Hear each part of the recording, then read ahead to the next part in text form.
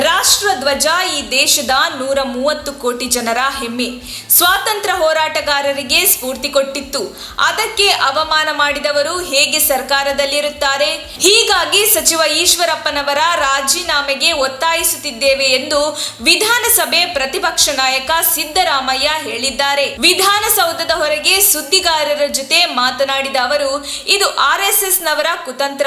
RSS ನವರೇ Eshwarappa ಬಾಯಲ್ಲಿ ಹೇಳಿಸಿರುವುದು. ಈ ಪೆದ್ದ ಹೇಳಿಬಿಟ್ಟಿದ್ದಾನೆ. RSS ನವರು ಯಾವತ್ತೂ ರಾಷ್ಟ್ರಧ್ವಜಕ್ಕೆ, ರಾಷ್ಟ್ರಗೀತೆಗೆ, ಸಂವಿಧಾನಕ್ಕೆ ಗೌರವ ಕೊಡುವುದಿಲ್ಲ. ರಾಷ್ಟ್ರಧ್ವಜದಲ್ಲಿರುವ ತ್ರಿವರ್ಣಕ್ಕೆ ಗೌರವ ಕೊಡುವುದಿಲ್ಲ.